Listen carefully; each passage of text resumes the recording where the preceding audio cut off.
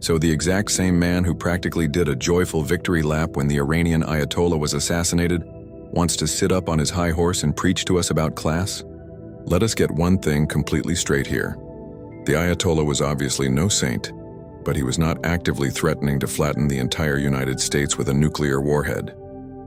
He wants to lecture the rest of us on basic human decency when he actively spent his career brushing off politicians who openly toyed with the idea of nuclear strikes in the Middle East, which is, by any sane definition, the literal advocation of widespread terrorism. Yet Piers Morgan suddenly turns into the global moral umpire the second anyone speaks plainly about the death of a literal war hawk.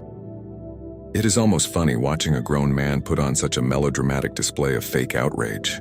Piers loves to play the role of the refined, polite journalist who just wants everyone to act with decorum, but he seems to completely lose that gentle concern when state violence is on the table.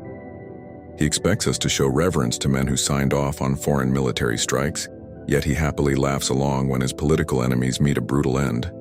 Why does a studio anchor get to decide whose life deserves quiet respect and whose death deserves a celebration? The answer is simple, but the real reason he protects these politicians goes way deeper than just television ratings. Now let us talk about the time Piers sat down with Tucker Carlson and somehow managed to shock even Tucker when the topic of civilian deaths came up. When Tucker brought up the brutal reality of innocent women and children being killed in Palestine and pointed out that intentionally bombing civilians is evil, Piers actually looked him in the eye and responded, "Is it evil, though? Really?" He then went on to argue that a nation has a moral right to kill civilians if it happens during a major war. Imagine having the sheer nerve to sit in an air-conditioned TV studio, sipping bottled water, and casually philosophizing away the lives of thousands of mothers and kids like you are just rebalancing a budget. It is almost funny in a twisted way. Piers treats state-sanctioned violence like a minor operational detail.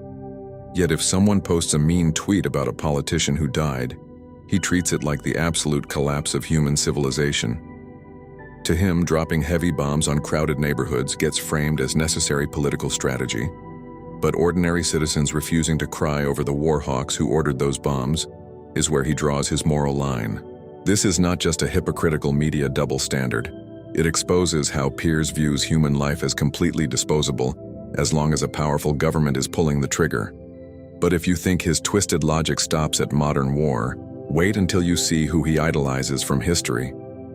When you take a step back and examine who Piers Morgan actually idolizes, his whole moral posturing suddenly makes complete sense.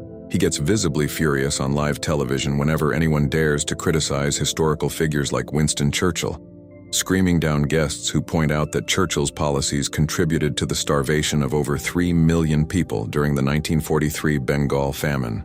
In fact, when the British Secretary of State for India, Leo Amery, privately stated that Churchill's cold attitude towards starving Bengalis was barely distinguishable from the world's worst tyrants, Churchill notoriously dismissed the entire tragedy by claiming the local population was simply breeding like rabbits. Yet to Piers, Churchill remains an untouchable, heroic icon who deserves unconditional reverence, regardless of the firebombing of Dresden or the millions who suffered under his rule.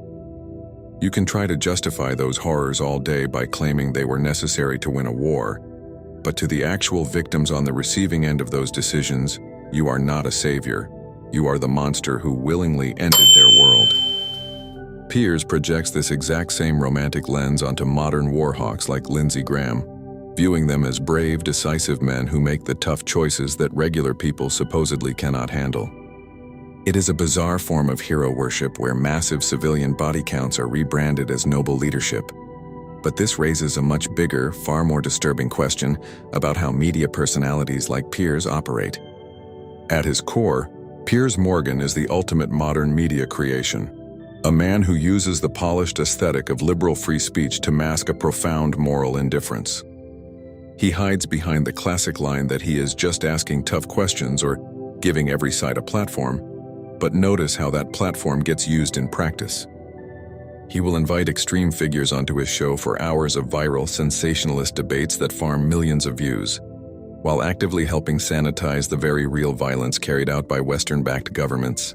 Whenever people ask how historical atrocities like those in 1930s Germany were allowed to happen, We tend to imagine a society filled entirely with cartoonish, cackling villains. But history tells us a completely different story.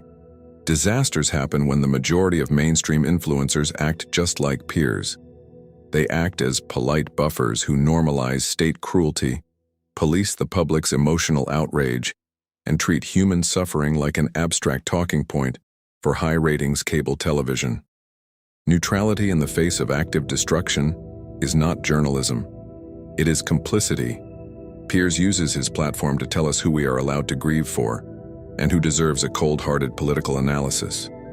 He will happily cry buckets of tears over the death of a war-mongering senator, yet expects the rest of the world to remain calm and collected while entire cities are turned to dust.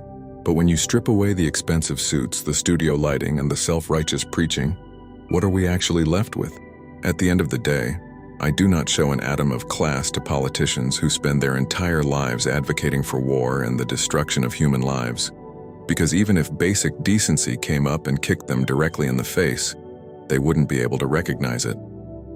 No, I have absolutely zero sympathy for men who treat human life like disposable chess pieces. Nor do I have any respect for TV anchors who openly joke about targeted assassinations one week and then demand reverent silence for warhawks the next. Piers Morgan can cry and moan on live television all he wants about public civility and internet decorum.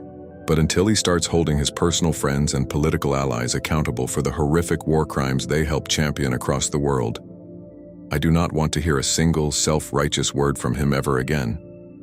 He wants us to show respect to politicians who built their entire careers on sending other people's children off to fight and die in foreign deserts. But real class is not about protecting the feelings of powerful politicians after they pass. It is about standing up for the innocent victims whose lives were cut short by their policies. Piers will keep hiding behind his polished studio monologues, but the public is finally seeing right through the performance.